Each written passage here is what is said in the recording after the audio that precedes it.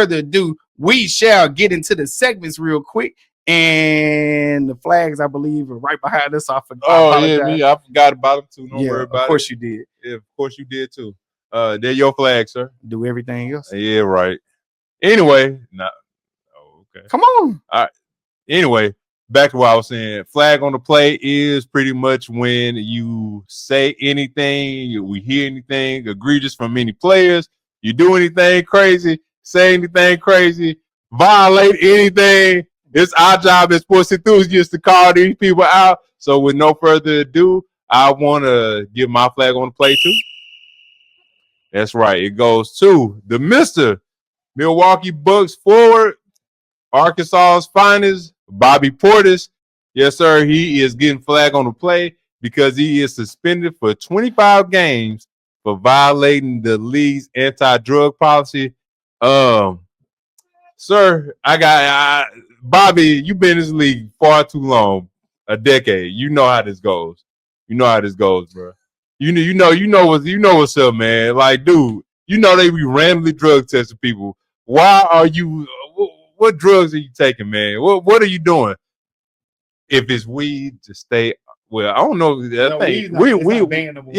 ain't banned. Okay, so whatever else you was doing, man, you need to stay off it, man. It is not good. It's going to hurt you in the long run. Whatever you doing, just stay off of it. Call me.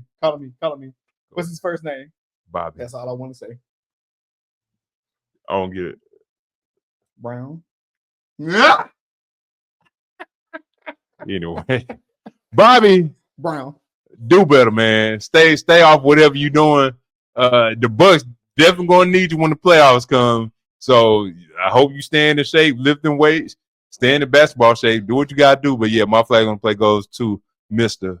Bobby Portis. My flag on the play is very simple, and I'll try to keep it as short as possible. My flag on the play goes to the NCAA / the committees of all the Power 5 conferences. Talking about in 2026, they're going to make a 14-team playoff. They are going to make a 14-team playoff because why? Because apparently we couldn't get enough of 12.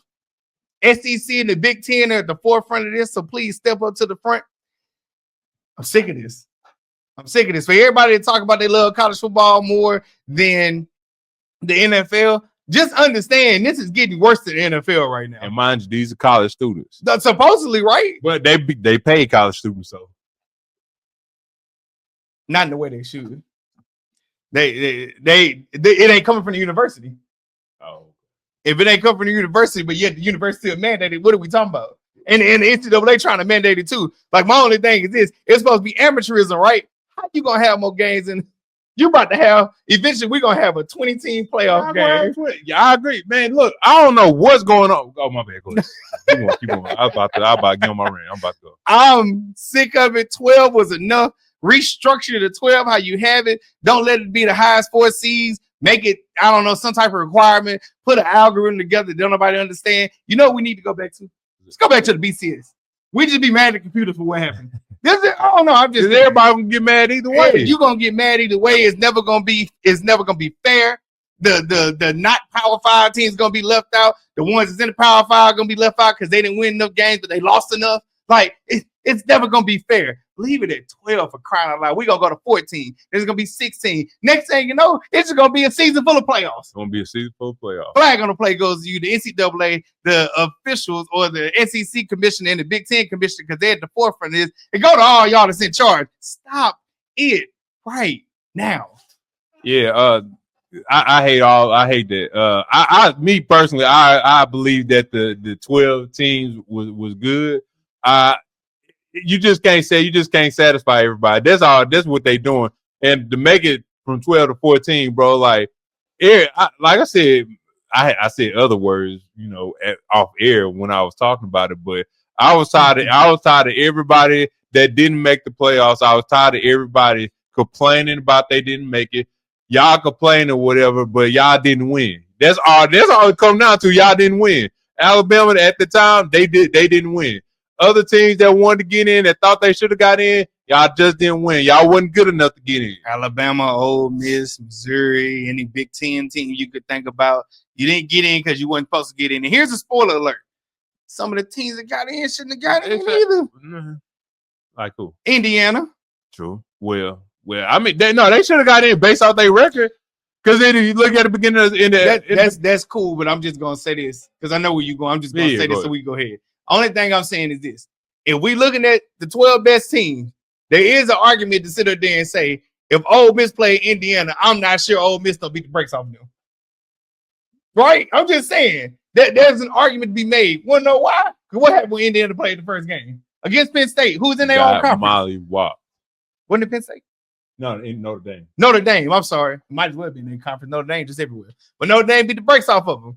And Notre Dame deserved to be there. They definitely fought their tail off. Yeah, things didn't go right in the championship, but they had 2 5-stars on their whole roster. Bro, they did their thing, open the drive. Notre Dame, I take it back from what I said this year. Next year, I don't know. Still cheering for you, Marcus Freeman. That's a fact.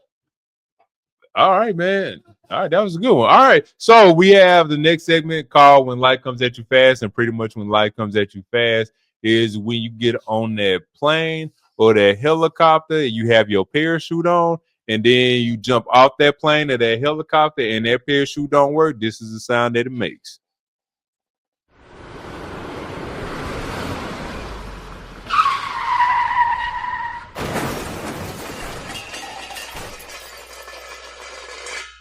All right, so when life comes at you fast, I don't know if you all have been paying attention, but a lot of pro athletes, high-level pro athletes, their houses have been getting burglarized.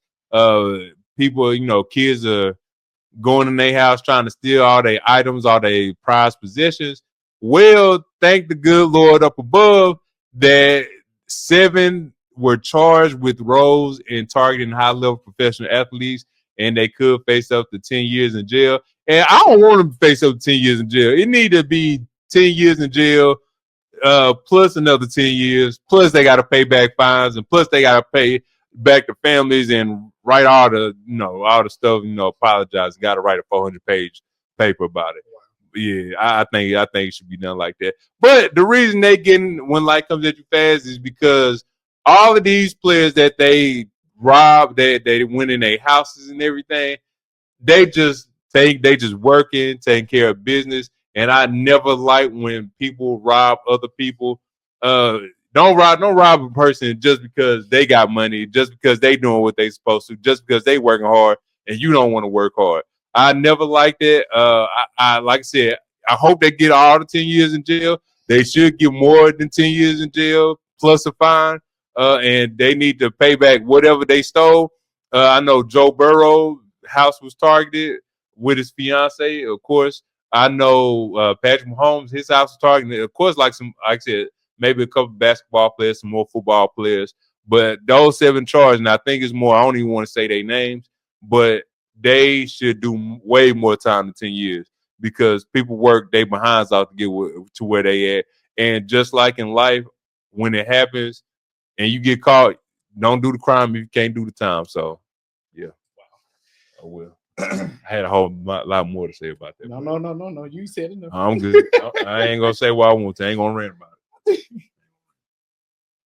Ladies and gentlemen, the next to the last segment that we have is the money shot. The money shot is something that I want you to remember, something that you cannot forget. When you hear it, shall you hear it again? You must come back. Listen to the whole episode again. Why? Because we kind of don't. Yeah, we need to replay. And we need the replay value too. Yeah, share with a friend. Yeah, that too. All that stuff. Yeah. I apologize. I'm tripping. Yeah, you tripping. All right, anyway, this is the money shot.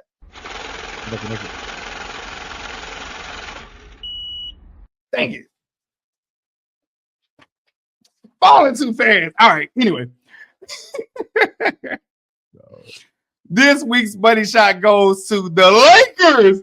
The Lakers are going to win against... No, that ain't my real one. No, seriously, though. I had a different money shot. This money shot goes to the greatest of all time, one of the greatest of all time, Diana Taurasi. I literally saw that before I left work today. Was shocked that she didn't want to do, I guess, like the farewell tour that some athletes do. Literally, the last 2 decades is synonymous with women's basketball. Many have come, many have gone, but she's won a couple, if I'm not mistaken, championships. Yes, sir. Multiple Olympic gold medals is at the forefront of what women's basketball has been, and will be in the future. This is to Diana Taurasi. Money shot goes to you. I wish we would have seen you play one more year, man. I wish it wasn't ending so soon. So soon. 2 decades. Well, I'm just saying I want to see one more season. Let her get a farewell tour. Yeah, for sure. For her, for sure. Sue, I don't know if Sue did it, but I think she got a little something. But Diana and Sue on the same level. 2 of the greatest. I tell you one thing, they can commentate their behinds off. Oh, it's natural. They friends outside. Yeah, they commentate real good, man. Yeah. They friends outside of it.